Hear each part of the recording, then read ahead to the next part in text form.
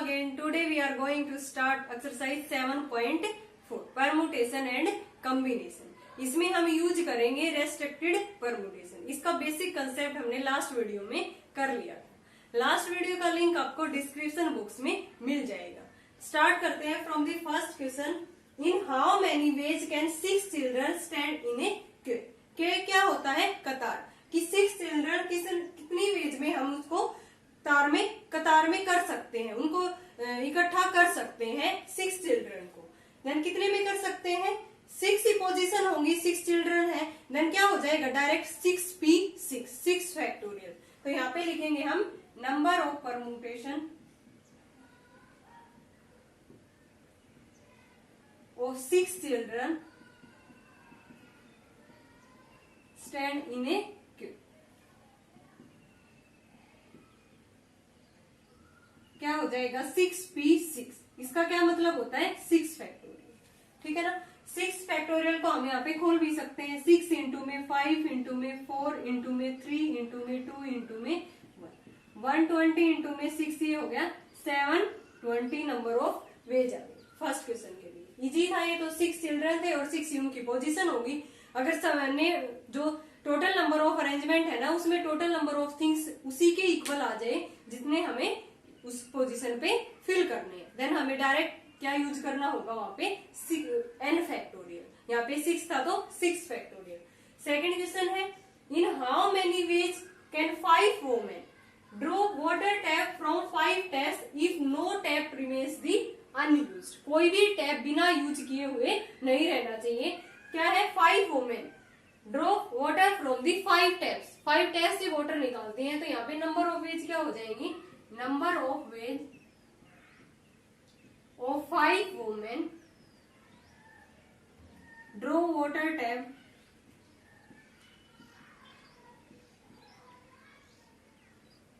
draw 5 water taps if all are taking at a time.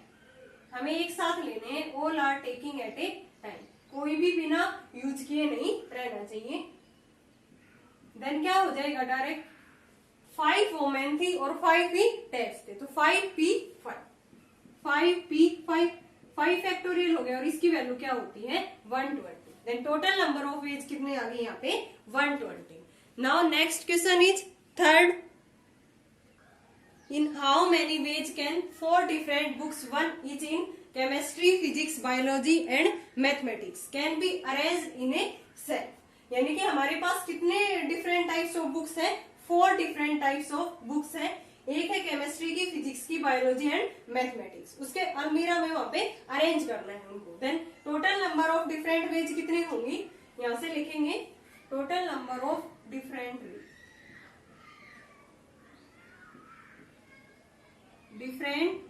Veg कितनी हो जाएगी? ये 4 ही सब्जेक्ट है ना हमारे पास. देन वो किस फॉर्म में लिख सकते हैं हम? 4 फैक्टोरियल. ये कितना आ गया? 4 इंटू 3 इंटू 2 इंटू 1. कितना आ गया हमारा? 24. ठीक है ना. अब है हमारा fourth question. There are 3 different rings. कितनी रिंग्स है? 3. To be worn in 4 fingers. 4 fingers में पहननी है with at most 1 in each finger. ज्यादा से ज्यादा एक क्या होनी चाहिए? एक ही फिंगर में. इन how many ways can this be done. तो यहां से लिखेंगे number of ways of 3 different rings to be worn in 4 fingers. 4 fingers है और हमारे पास रिंग्स कितनी है? 3. देन कितना हो जाएगा number of veg? 4p3.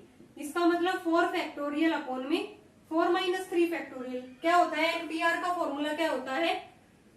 n factorial upon में n माइनस में r factorial. Then n minus में r करेंगे. 4 फैक्टोरियल अपॉन में 1 फैक्टोरियल. 4 फैक्टोरियल के इक्वल आ गया. और ये आंसर हमारा कितना आ गया? 24. क्लियर है ना. 3 डिफरेंट रिंग्स थी और हमें 4 फिंगर्स में उनको पहनना था. Then total number of arrangement में क्या आएगा? 4p3. और इसकी वैल्यू आ गई हमारे पास 24. Now next question is 5th. A student wants to arrange 3 economics, 2 history, 4 English books on a shelf. If the books on the same subject are different. Find the number of possible arrangement. Second में बताना है number of possible arrangement if all books on a particular subject are to be together, कि particular जो subject है वो हमें क्या करना है, आर टू बी टुगेदर, उनको साथ रखना है। तो यहाँ से सबसे पहले हमारे पास कितनी बुक्स है, total number of books 3 plus में 2 प्लस में 4, 3 प्लस में 2 प्लस में 4, कितना हो गया ये हमारे पास 9। Then total number of arrangement, first के लिए total number of possible arrangement कितना हो गया, 9 फैक्टोरियल पॉसिबल अरेंजमेंट, क्योंकि टोटल नंबर ऑफ बुक्स हमारे पास कितनी है 9 फैक्टोरियल। इसके खोल के लिख लेंगे और उसकी क्या कर देंगे मल्टीप्लाई, वो हमारा क्या होगा 9 फैक्टोरियल। अब सेकंड पार्ट में बोल रखा है इसने the number of possible arrangement if all books are on a particular subject are to be together. तो हमारे पास कितने सेट्स ऑफ बुक है यहाँ पे, 3 different set of books. 3 economics की है, 3 सेट है हमारे पास economics, history and English books की। देन 3 सेट ऑफ बुक है, तो उनको हम कितने वे में अरेंज कर सकते हैं, 3 फैक्टोरियल में। तो यहाँ लिखेंगे there are 3 sets of book, sets of book. Then total number of arrangement कितना हो गया इनके लिए, 3 फैक्टोरियल, ठीक है ना, ये कितना आ गया 6। अब हमारे पास 3 सेट्स ऑफ बुक है, तो उसमें 3 इकोनॉमिक्स की हैं। Then 3 economics books can be arranged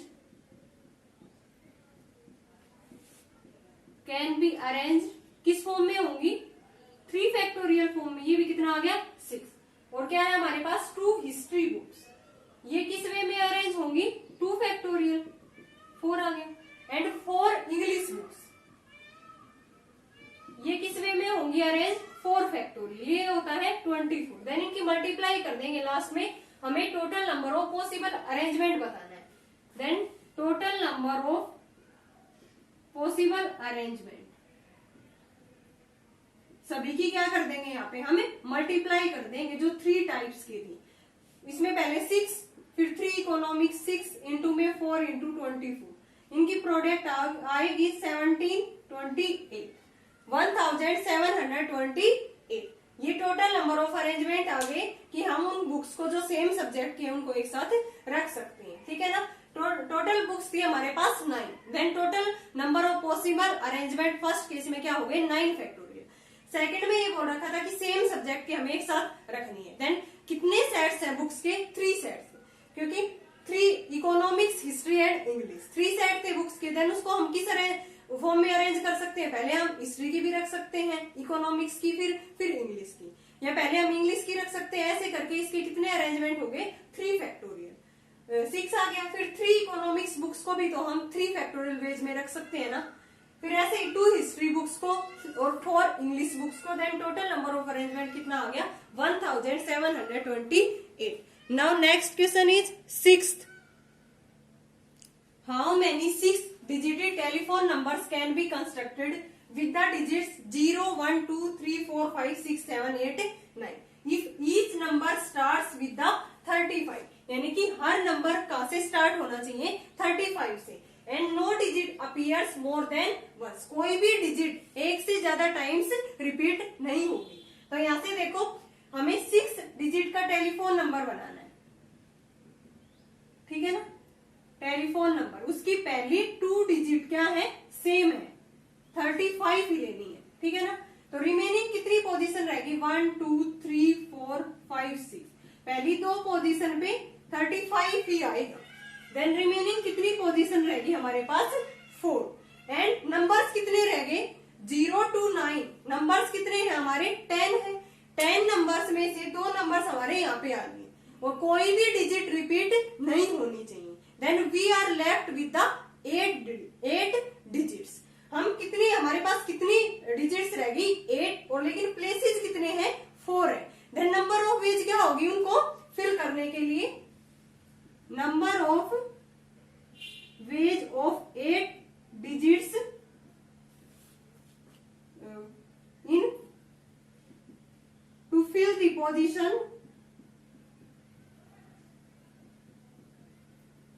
4 place, तो उसके लिए क्या होगी number of veg 8p4, 8 factorial upon में क्या हो गया 4 factorial, 8 into 7 into 6 into 5 into 4 factorial, नीचे भी 4 factorial.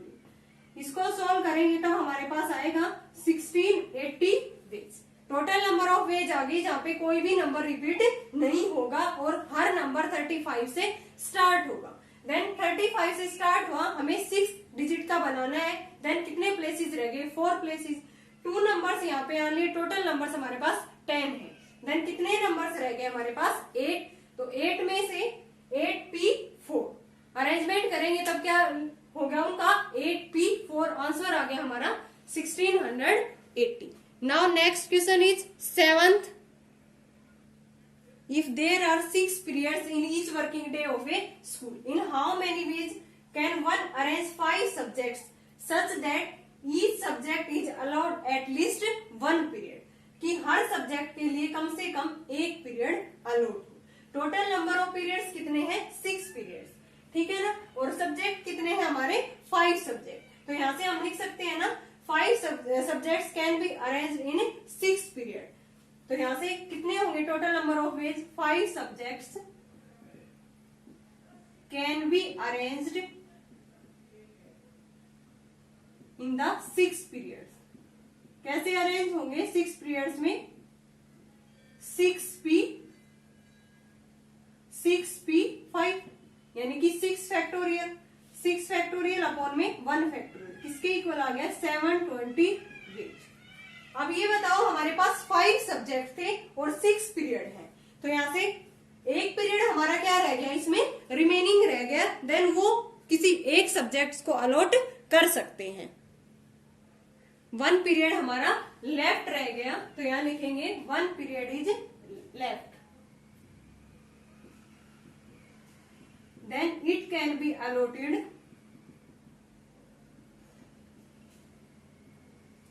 To any of the subject. कोई भी सब्जेक्ट 5 सब्जेक्ट है उसमें से हम किसी एक को वो जो पीरियड है वो अलॉट कर सकते हैं, एनी ऑफ द सब्जेक्ट। तो उसके लिए क्या होगी नंबर ऑफ वेज 5p1, क्या होगी हमारी 5p1, तो मीन्स 5 फैक्टोरियल, 5 फैक्टोरियल अपॉन में 4 फैक्टोरियल, 5 इंटू में 4 फैक्टोरियल अपॉन में 4 फैक्टोरियल, कितनी होगी वेज 5 वेज में हम उसको सिलेक्ट कर सकते हैं, ठीक है ना। Now total number of arrangements, दोनों को क्या कर देंगे हम मल्टीप्लाई कर देंगे, 720 इंटू में 5, 3600। टोटल नंबर ऑफ अरेंजमेंट कितना आ गया हमारा 3600 नंबर ऑफ वेज, क्योंकि 5 सब्जेक्ट थे तो 6 पीरियड थी, तो उसको हम करेंगे अरेंजमेंट 6p5, 1 पीरियड लेफ्ट रह गया, और लेकिन इसको हम किसी भी एक सब्जेक्ट के अलॉट कर सकते हैं। देन 5p1, 5p1 की वैल्यू क्या होगी 5। टोटल नंबर ऑफ अरेंजमेंट दोनों को मल्टीप्लाई कर देंगे, 3600 टोटल नंबर ऑफ वेज आ गई। Now next question is 8th, in how many ways can 6 boys and 5 girls be arranged for a group photograph? If the girls are to sit on chairs in a row and the boys are to stand in a row behind them. Girls कहाँ पे बैठेंगी chairs पे, और जो boys है वो रो में खड़े होंगे उनके पीछे। तो यहाँ से हमें हाउ मेनी वेज बतानी है कि टोटल नंबर ऑफ वेज, तो यहाँ से लिखेंगे गर्ल्स कितनी हमारे पास 5, तो गर्ल्स का टोटल नंबर ऑफ अरेंजमेंट क्या हो गया, girls are to sit on chair, 5 girls are to sit on chair, ठीक है ना। तो टोटल नंबर ऑफ वेज इसके लिए कितना हो गया 5p5 यानी कि 5 factorial. Similarly 6 boys stand in a row, तो इसके लिए टोटल नंबर ऑफ अरेंजमेंट्स कितना हो गया बॉयज के लिए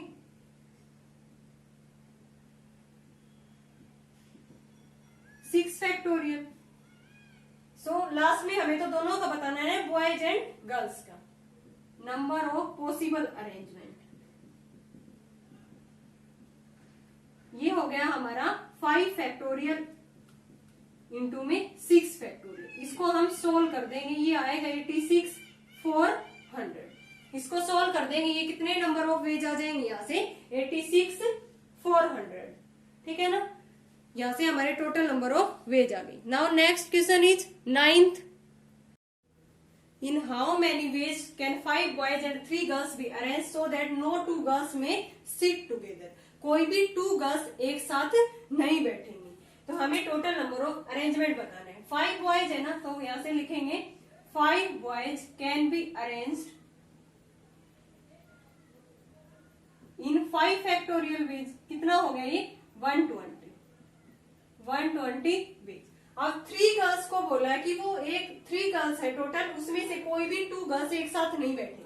देन ये बॉयज की पोजीशन है ना B B B B, 5 boys है। देन गर्ल्स एक साथ नहीं बैठेंगी तो वो यहाँ पे बैठ सकती है, एक यहाँ, एक बॉयज एक गर्ल्स, एक बॉयज एक गर्ल्स, ठीक है ना। तो इसके लिए कितनी पोजीशन है गर्ल्स के लिए 1 2 3 4 5 6। Total number of positions of the girls seat, उसके बैठने के लिए पोजीशन कितनी है 6, एंड गर्ल्स है कितनी 3 girls. Then total number of arrangement कितना हो गया, यहां से positions of girls to seat कितनी है हमारे पास 6। टोटल गर्ल्स कितनी है 3। Then total number of arrangements for